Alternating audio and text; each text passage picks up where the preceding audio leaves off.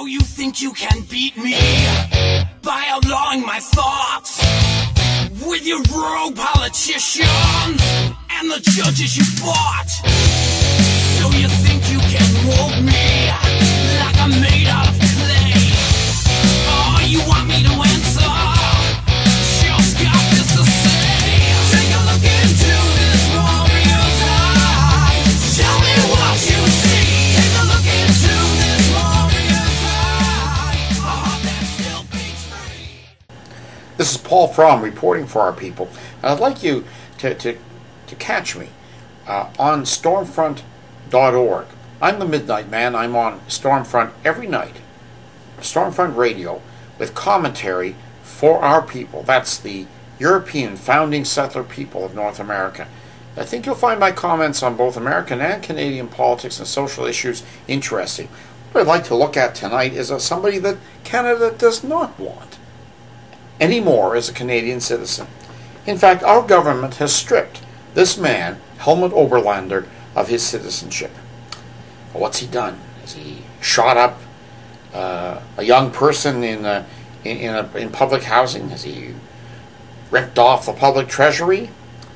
Has he committed heinous acts? No. Helmut Oberlander came to Canada in the early 1950s. He was Volksdeutsch, that is, a person of German ancestry living in other parts of Europe. He was actually born and brought up in the Ukraine. After the Second World War, he emigrated to Canada. What did Helmut Oberlander contribute? Well, he got into business. He became a developer. He built much of what is now in Kitchener-Waterloo. And for those of you who are not Ontarians, that's a community about 60 miles north and west of Toronto. Helmut Oberlander did everything we don't want of a Canadian. He didn't need an ESL course. He wasn't on welfare. We didn't have to put him into public housing. We didn't have to have a multicultural handholder to make Helmut feel good. No, Helmut was a typical, decent European immigrant. He worked hard and he contributed. He built, he employed Canadians, he paid bucket loads of taxes, and what did we do? Under endless pressure from the organized Canadian Jewish lobby, particularly the Canadian Jewish Congress, the Canadian government prosecuted Helmut Oberlander not for war crimes, but because they claimed, well, of course the evidence has long since disappeared, been shredded, that he must have lied. I'll tell you what happened.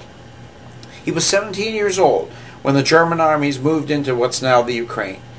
And they found young Helmut, and Helmut could speak Ukrainian, he could speak Russian, and he could speak German. And the German army said, well, Helmut, you're in the army now. We need you as a translator. That's all the 17-year-old Helmut Oberlander ever did in the Second World War. He translated. He didn't carry a gun. He didn't shoot anybody. He's 17 years old. He's not a commander. He makes no decisions. He will translate what some Ruski says in Russian to a German officer to enable him to understand what's going on. Or similarly, what some Ukrainian says so that the German officers can know what's going on. He's a translator. Well, our government says, if he'd said he'd been in the German army, we wouldn't have let him in. He must have lied. Well, superficially that sounds persuasive. But I've talked to a lot of Germans who came to Canada after the Second World War, and apparently 6 months after the end of hostilities, our immigration officers, our Mountie security people, weren't asking them, were you a member of this or that unit of the German army? The only question they wanted to answer from people who came from the East was, were you a member of the Communist Party? Now, of course, all of these records have long since been shredded. We don't know. We have no transcript of the record of the interview between Helmut Oberlander and immigration officials. But they've determined that because he didn't admit to having been in that particular unit of the German army, he must have lied. He may never have been asked. In fact, most Germans from that period say they weren't asked. So he is now being held to a standard that is far greater than that of immigrants today. They have decided that Helmut Oberlander did not tell the truth over 50 years ago. There's no evidence he lied. But it's because of the endless hostility of those forces who simply don't want to let World War II rest. It's the Never Again Brigade. It's the people who basically want to continue the hostilities that we ended 62 years ago. They want to take this contributing model citizen and deport him to what? To the Ukraine, a place he hasn't seen since 1945, or somewhere else in Eastern Europe. It's not only a scandal, it's a disgrace. It's a disgrace because our country has allowed itself to be led around by the nose by minority special interest groups interested in an endless campaign of German bashing. Well, this isn't just a cry of anger from a citizen whose parents paid their dues in the Second World War. Both my father and my mother fought for my country. So I represent the values of the real Canada. And the real Canada treated opponents with honor and respect. The war was over, you treat the folks from the other side with respect.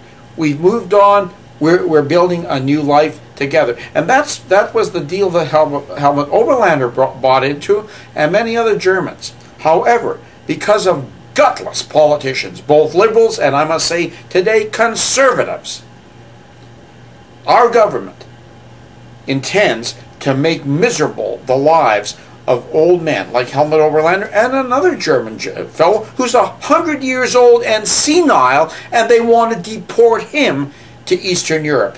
It's obscene and it's un-Canadian and it's nothing more than racist German bashing. If you don't like this, if you want to protest, then I urge you to sign an online petition about Helmut Oberlander.